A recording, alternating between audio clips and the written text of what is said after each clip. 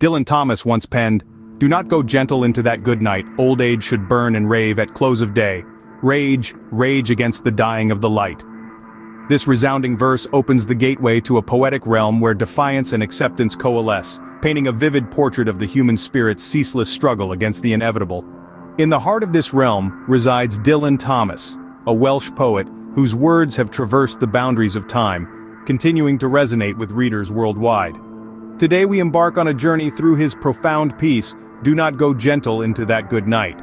We'll explore the poem's structure, its themes of mortality and resistance, and understand the personal experiences that inspired Thomas to pen such a stirring masterpiece. So fasten your seatbelts, poetry enthusiasts, as we delve into the depths of this timeless classic. Dive into the world of DylanThomas as we unravel the layers of his poetic masterpiece. Our journey begins with the first stanza, a bold declaration of resistance against the inevitable dusk of life. In the first line, "Do not go gentle into that good night," DylanThomas pleads with his listeners, urging them not to surrender meekly to the inevitability of death, represented here as the good night. The night is a metaphor for death, while gentle signifies a peaceful, unresisting acceptance. But Thomas implores us to resist, to fight, to rage against the dying of the light. In the second line, "Old age should burn and rave at close of day," Thomas continues his call to arms. He believes that old age, rather than being a time of slowing down and fading away, should be a time of fiery passion and fierce resistance. The close of day is another metaphor for the end of life, suggesting that even as the sun sets on our time, we should continue to burn and rave. Next we have "Rage, rage against the dying of the light." This line, repeated throughout the poem, serves as the rallying cry, a mantra of defiance. The dying of the light refers to the fading vitality and vigor of life. Thomas is saying, in essence, do not accept this fading lightly. Instead, rage against it. Fight it. Resist it with everything you've got. The beauty of this first stanza lies in its vehement refusal to accept death as a natural, uncontestable part of life. Instead, it frames death as an adversary to be resisted, a darkness to be fought against.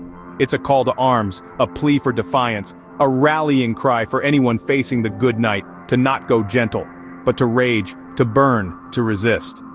The first stanza sets the stage for a defiant stance against the looming darkness of death. It's a powerful beginning, setting the tone for the rest of the poem, as we continue to explore DylanThomas's masterpiece of resistance. As we venture further, Thomas paints vivid portraits of different men and their reactions to the encroaching night.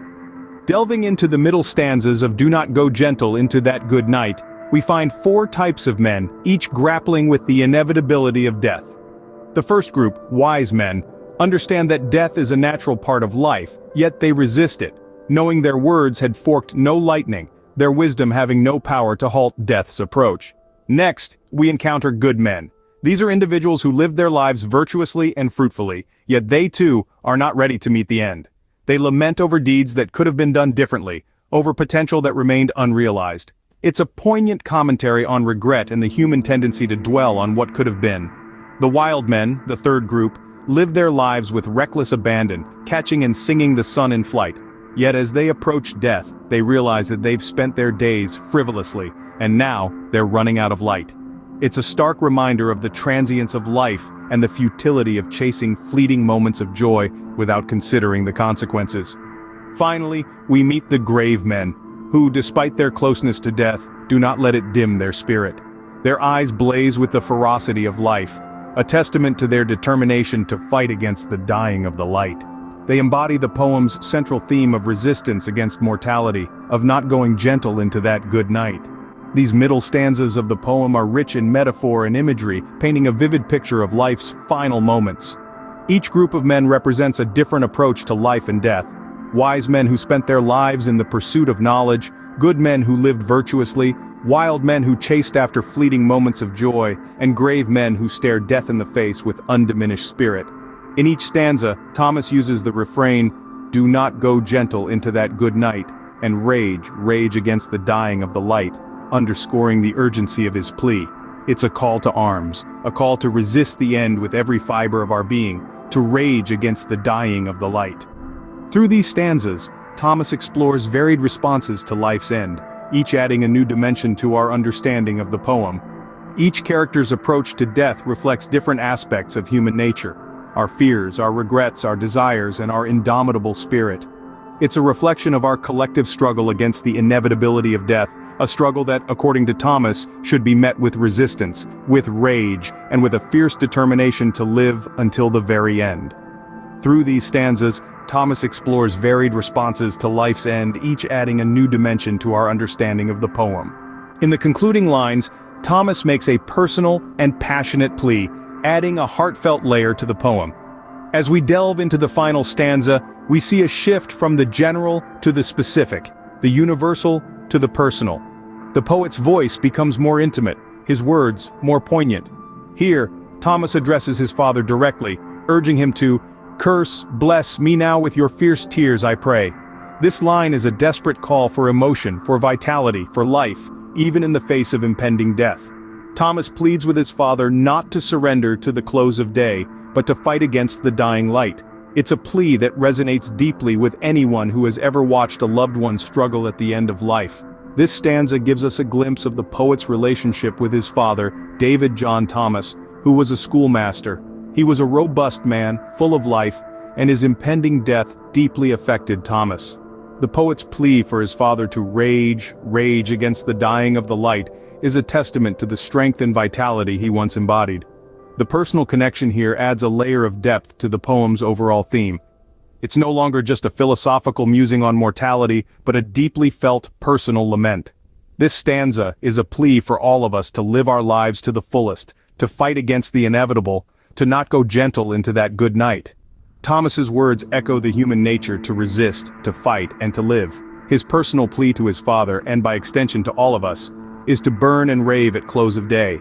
It's a call to arms against the inevitability of death, a call to live with passion and intensity, even in the face of the inevitable. With these lines, Thomas transforms the poem from a universal meditation on death to a deeply personal lament. It's a powerful reminder that even in the face of mortality, we can choose to live with vitality and strength. Having journeyed through the poem, we can now appreciate the profound layers of Thomas's masterpiece. As we've explored, this poem is a poignant exploration of resistance against the inevitable end, and a passionate call to celebrate the vibrancy of life until the last breath. Our analysis started with the unveiling of the first stanza, which sets the tone for the rest of the poem. We've seen how Thomas uses the metaphor of the day's end to symbolize death, urging his father and by extension all of us to resist the quiet of the night, the finality of death. We then delved into the middle stanzas where Thomas paints vivid pictures of different men, the wise, the good, the wild, and the grave, all facing the same end. Each one, though they've lived different lives, is encouraged to rage against the dying of the light, to resist the encroaching darkness of death. In the final stanza, the poem's emotional climax, Thomas directly addresses his dying father.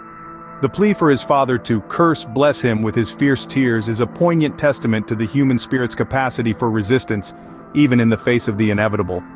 But why does this poem continue to resonate with us decades after its creation? Perhaps it's because the theme of mortality and the desire to hold on to life is a universal human experience. It's a timeless exploration of our shared fear of the unknown, our collective urge to resist the inevitable.